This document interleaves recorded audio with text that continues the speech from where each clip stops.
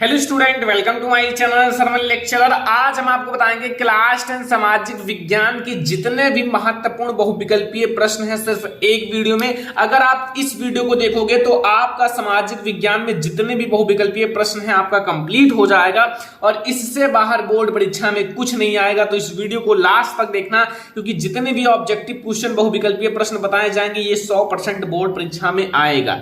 तो वीडियो को लाइक कर देना, अगर चैनल पर नया है तो सब्सक्राइब भी कर लेना, ठीक है। पहला प्रश्न देखो, पहले ही चैप्टर से है, लिखा हुआ है राष्ट्रवाद का प्रारंभ जिस देश से हुआ है।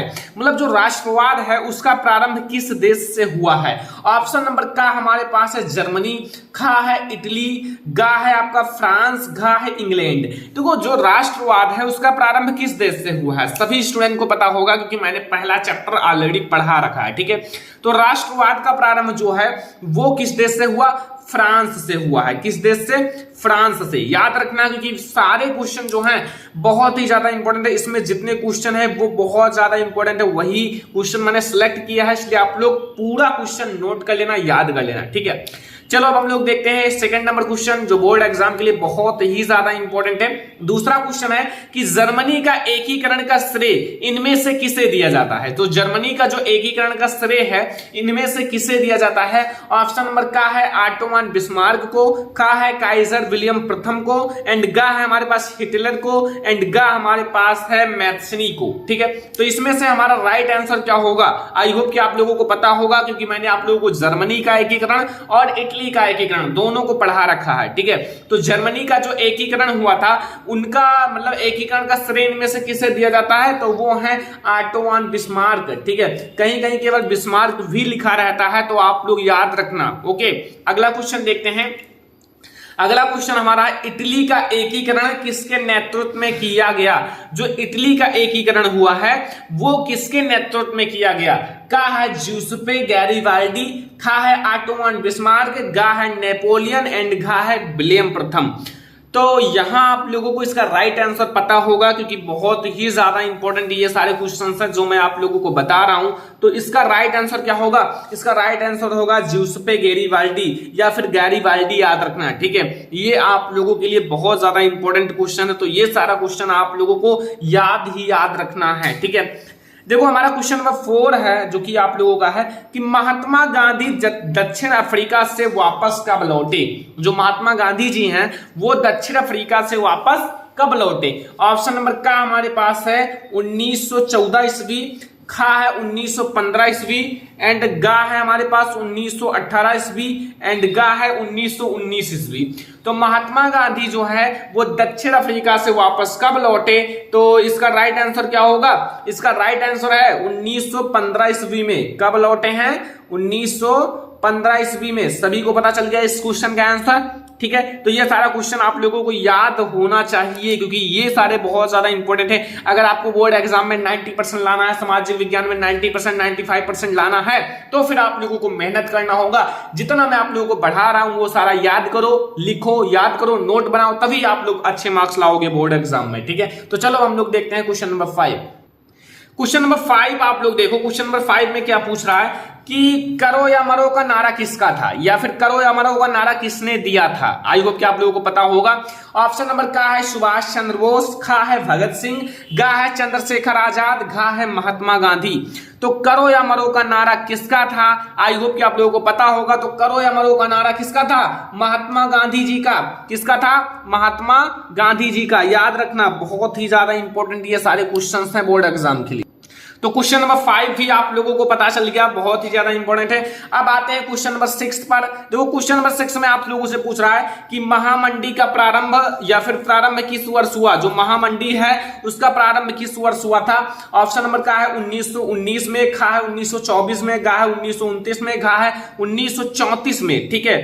तो महामंडी का प्रारंभ किस वर्ष हुआ। महामंडी का जो प्रारंभ है वो 1929 ईस्वी में हुआ है, ठीक है। 1929 ईस्वी में। ये सारा याद रखना, बहुत ज्यादा मेहनत किया जा रहा है आप लोगों के लिए, इसलिए जितना बता रहा हूं वो सारा याद रखना। अभी से मैं आप लोगों को इंपॉर्टेंट क्वेश्चन पढ़ा रहा हूं, साथ में सिलेबस भी पढ़ा रहा हूं, ठीक है। सारा सब्जेक्ट पढ़ा रहा हूं, तो इसलिए आप लोग चैनल को सब्सक्राइब करके रखो, क्योंकि आप लोगों के लिए ये सबसे नंबर 1 चैनल है, ठीक है, क्लास 10 के लिए, ओके। अगला हमारा है क्वेश्चन नंबर 7 है कि संयुक्त राष्ट्र संघ का मुख्यालय कहां पर स्थित है। जो संयुक्त राष्ट्र संघ है उसका मुख्यालय कहां पर स्थित है? ऑप्शन नंबर का है वाशिंगटन, खा है जिनेवा, गा है हमारा न्यूयॉर्क, गा है ऑस्ट्रिया। तो संयुक्त राष्ट्र संघ का मुख्यालय कहां पर स्थित है? आई होप कि आप लोगों को पता होगा, अगर नहीं पता हो तो अभी आप लोगों को पता चल जाएगा। देखो जो संयुक्त राष्ट्र संघ है उसका मुख्यालय न्यूयॉर्क में स्थित है। कहां स्थित है? न्यूयॉर्क में। तो याद रखना, बहुत ज्यादा इंपॉर्टेंट ये सारे क्वेश्चंस हैं और आपके बोर्ड एग्जाम के लिए। क्वेश्चन नंबर 8 है कि कपास की खेती के लिए कौन सी मृदा उपयुक्त है? जो कपास की खेती होती है, कपास की खेती के लिए इनमें से कौन सी मृदा उपयुक्त है, सबसे अच्छी है? का हमारा है काली मृदा, खा है लाल मृदा, गा है जलोढ़ मृदा एंड घा है लेटराइट मृदा। देखो जो कपास की खेती है उसके लिए कौन सी मृदा उपयुक्त है? देखो का से होता है कपास और का से होता है काली मृदा। तो जो कपास की खेती के लिए वो कौन सी मृदा उपयुक्त है? काली मृदा। ठीक है, याद रखना, बहुत ज्यादा इंपॉर्टेंट ये सारे क्वेश्चन है जो मैं आप लोगों को करा रहा हूं। ठीक है, अगला हमारा है क्वेश्चन नंबर 9 कि पंजाब में भूमि निम्नीकरण का मुख्य कारण क्या है? जो पंजाब राज्य है उसमें भूमि निम्नीकरण का मुख्य कारण क्या है वो आपको बताना है। ऑप्शन नंबर का हमारे पास है गहन खेती, खा है वन उन्मूलन, गा है अधिक सिंचाई, घा है अति पशुचारण। तो पंजाब में भूमि निम्नीकरण का मुख्य कारण क्या है? इसका राइट आंसर क्या होगा? तो पंजाब में जो भूमि निम्नीकरण है उसका मुख्य कारण है अधिक सिंचाई। क्या है?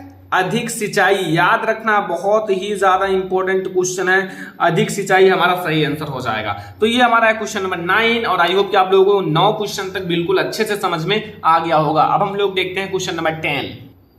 क्वेश्चन नंबर 10 आप लोग देखो, क्वेश्चन नंबर 10 में क्या पूछ रहा है कि चिपको आंदोलन जो है, चिपको आंदोलन संबंधित है। इन चारों में से चिपको आंदोलन किससे संबंधित है?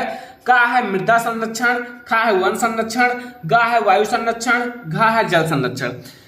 तो जो चिपको आंदोलन है वो किससे संबंधित है? देखो बहुत ज्यादा आसान है। देखो जब पेड़ पौधों को काटा जा रहा था, मतलब एक बड़ा सा बाग था उसको काटने के लिए आदेश दिया गया था, तो उसको कुछ लोग चिपक गए थे, नारियां जो थी, महिलाएं, ठीक है, ताकि इसको काटा ना जाए। तो ये वन संरक्षण से ही संबंधित है ना। आसान तरीके से समझा रहा हूं, अगर आपको डिटेल में चाहिए तो कमेंट कर देना।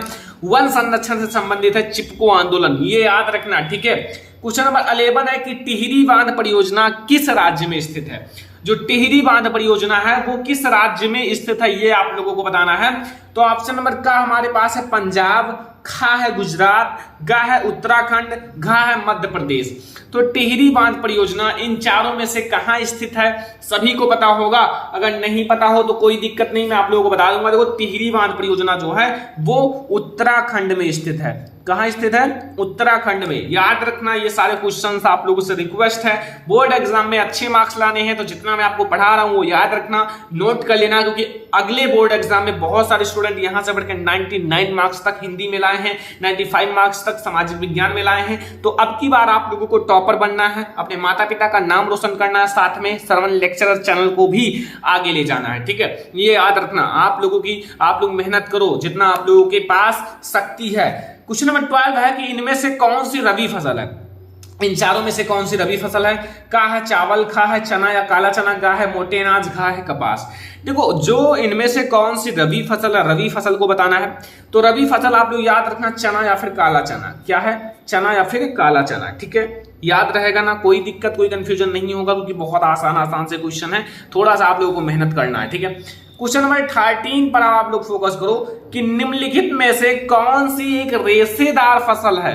इन चारों में से कौन सी एक रेशेदार फसल है? ठीक है, रेशेदार फसल का मतलब समझते होंगे। का हमारे पास है जूट, खा है कॉफी, गा है जौ, घा है रबर। तो निम्नलिखित में से कौन सी एक रेशेदार फसल है इन चारों में से? जूट, कॉफी, जौ या फिर रबर। ठीक है, तो इन चारों में से कौन सी रबी फसल है? आई होप कि आप लोगों को पता होगा। तो यहां जो जूट है, जूट ये हमारी रबी फसल है। ठीक है, जूट क्या है? एक रबी फसल है, याद रखना, बहुत ज्यादा इंपॉर्टेंट है। अब हम लोग देखेंगे क्वेश्चन नंबर 14 यानी कि 14 नंबर क्वेश्चन कि झारखंड में स्थित कोडरमा निम्नलिखित में से किस खनिज का अग्रणी उत्पादक है? जो झारखंड में स्थित कोडरमा है वो इन चारों में से किसके लिए अग्रणी उत्पादक है? का है बॉक्साइट का, खा है उर्वरक का, गा है लौह अयस्क का, घा है तांबा का। तो झारखंड में स्थित जो कोडरमा है वो इन चारों में से किसके लिए अग्रणी उत्पादक है? वो है हमारा उर्वरक का। किसका?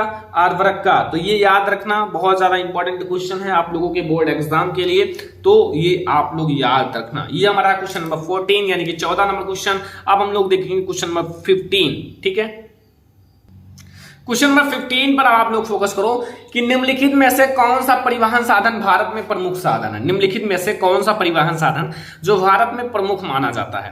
का है पाइपलाइन, खा है रेल परिवहन, गा है सड़क परिवहन, खा है वायु परिवहन। देखो आप लोग ही अपने माइंड से बताओ, क्या पाइपलाइन ज्यादा उचित है? नहीं, क्योंकि भाई पाइपलाइन से तो हमने सफर किया नहीं।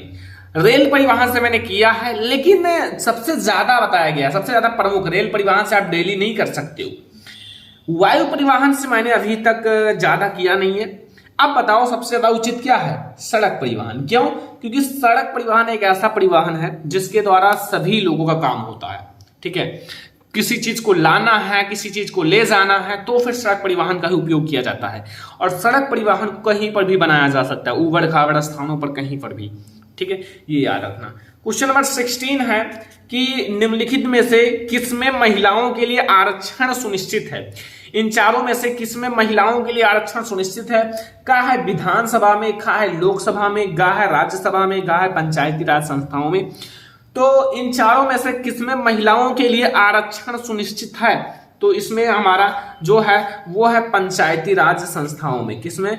पंचायती राज संस्थाओं में। याद रखना, बहुत ज्यादा इंपॉर्टेंट क्वेश्चन है, मतलब ये सारा क्वेश्चन याद रखना है, ये आप लोग याद रखना। ठीक है, क्वेश्चन नंबर 17 है यानी कि 17 नंबर क्वेश्चन। निम्नलिखित में से कौन सा संघीय राज्य नहीं है? इन चारों में से कौन सा संघीय राज्य नहीं है? ठीक है, संघीय राज्य। तो आपके पास ऑप्शन नंबर का है मणिपुर। मणिपुर आपका एक संघीय राज्य है। ठीक है, हिमाचल प्रदेश ये भी है, अरुणाचल प्रदेश ये भी है। दिल्ली एक शहर है, ना कि एक राज्य है। तो दिल्ली जो है वो हमारा एक संघीय राज्य नहीं है। याद रखोगे ना, कोई दिक्कत तो नहीं है। तो यहां से ये सारा क्वेश्चन तो क्लियर ही हो रहा है आप लोगों का। क्वेश्चन नंबर 18 पर आप लोग फोकस कर लो अच्छे से। देखो क्वेश्चन नंबर 18 में पूछ रहा है कि धर्म ही सामाजिक समुदाय का काम करता है। धर्म ही सामाजिक समुदाय का कार्य करता है, यह मान्यता किस पर आधारित है? का है धर्म पर, खा है संप्रदाय पर, गा है हमारा समुदाय पर, एंड घा है सांप्रदायिकता पर। तो इस क्वेश्चन का आंसर बहुत सारे स्टूडेंट को नहीं पता होगा, क्योंकि थोड़ा सा अलग है, नागरिक शास्त्र का है। लेकिन धर्म ही सामाजिक समुदाय का काम है, और यह मान्यता किस पर? देखो धर्म इसमें आ गया तो धर्म देखो सेम नहीं हो सकता, संप्रदाय नहीं है। ठीक है, मेन है आपका क्या इसमें समुदाय भी नहीं है। ठीक है, सांप्रदायिकता है, कि ये सारे से रिलेट हैं। ठीक है, ये इसलिए इंपॉर्टेंट है। तो ये हमारा सांप्रदायिकता सही है ऑप्शन है, यानी कि ऑप्शन नंबर घा हमारा राइट आंसर है क्वेश्चन नंबर 18 का। तो अब हम लोग देखेंगे क्वेश्चन नंबर 19। ठीक है, अब हम लोग देखेंगे क्वेश्चन नंबर 19। ठीक है, क्वेश्चन नंबर 19 है कि नर्मदा बचाओ आंदोलन किससे संबंधित है? जो नर्मदा बचाओ आंदोलन है वो किससे संबंधित है? का है सतलुज बांध, खा है हीराकुंड बांध, गा है नागार्जुन बांध, एंड घा हमारे पास है सरदार सरोवर बांध। तो इसमें से हमारा राइट आंसर क्या होगा? मतलब पूछ रहा है कि नर्मदा बचाओ आंदोलन किससे संबंधित है इन चारों में से? सतलुज बांध, हीराकुंड बांध, या फिर नागार्जुन बांध, या सरदार सरोवर बांध। तो सतलुज बांध जो है वो सरदार सरोवर बांध से मतलब संबंधित है, रिलेट है। ठीक है, तो ये भी क्वेश्चन आप लोगों को याद हो गया। सारा क्वेश्चन बहुत आसान लग रहा होगा, क्योंकि मैं आप लोगों को बहुत आसान तरीके से बताता हूं। ठीक है, मेहनत करके। क्वेश्चन नंबर 20 है कि मानव अधिकार दिवस कब मनाया जाता है? इतना अच्छे से कोई आपको ऑप्शन लिखकर नहीं बताएगा। ठीक है, जैसा मैं आपको बता रहा हूं। देखो मानव अधिकार दिवस कब मनाया जाता है?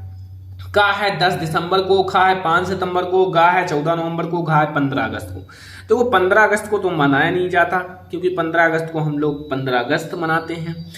14 नवंबर को भी नहीं मनाया जाता, आई होप इस दिन नेहरू दिवस रहता है, मतलब। एंड यहाँ 5 सितंबर को भी नहीं मनाया जाता। क्यों? क्योंकि इस दिन क्या होता है सभी को पता है, टीचर्स डे। एंड यहाँ हमारा जो है ना ये मनाया जाता है 10 दिसंबर को। क्या मनाया जाता है? 10 दिसंबर को हमारा मानव अधिकार दिवस मनाया जाता है। ठीक है, क्वेश्चन नंबर 21 देखो कि निम्नलिखित में से किसे औसत आय भी कहते हैं। इन चारों में से किसे औसत आय भी कहा जाता है। ऑप्शन नंबर का हमारे पास है कुल आय, खा है राष्ट्रीय आय, गा है प्रति व्यक्ति आय, घा है ये सही। तो निम्नलिखित में से किसे औसत आय भी कहते हैं। इन चारों में से किसे औसत आय भी कहते हैं। देखो औसत आय का मतलब है एक एक व्यक्तियों का आय, और एक एक व्यक्तियों का मतलब प्रति मतलब एक व्यक्ति मतलब व्यक्ति आय मतलब आय, यानी कि प्रति व्यक्ति आय का मतलब ही औसत आय ही होता है। ठीक है, प्रति व्यक्ति आय का मतलब औसत आय। औसत आय का मतलब जैसे हमारी जो मतलब मान लो 100 लोग हैं, 100 जनसंख्या है, ठीक है, और 1000 मान लो आय है, ठीक है, 1000 आय है, 1000, तो एक एक व्यक्तियों का आय 10 रुपया होगा। ठीक है, ऐसे ही प्रति व्यक्ति आय औसत आय दोनों एक ही है। ओके, समझ में आ गया, कोई दिक्कत नहीं है। अब हम लोग देखेंगे क्वेश्चन नंबर 22, लिखा हुआ निम्नलिखित में से किस राज्य की प्रति व्यक्ति आय सर्वाधिक है। इन चारों में से किस राज्य की प्रति व्यक्ति आय सबसे ज्यादा है। ठीक है, ऑप्शन नंबर का है हरियाणा, ऑप्शन नंबर का जो है वो हरियाणा है, खा है बिहार, गा है राजस्थान, घा है मेघालय। तो इन चारों में से किस राज्य की सबसे अधिक औसत आय है। ठीक है, या प्रति व्यक्ति आय है, दोनों एक ही है। तो अगर इसका राइट आंसर बताया जाए तो वो है हरियाणा। ठीक है, हरियाणा, तो याद रखना हरियाणा बहुत ज्यादा इंपॉर्टेंट है इसके लिए।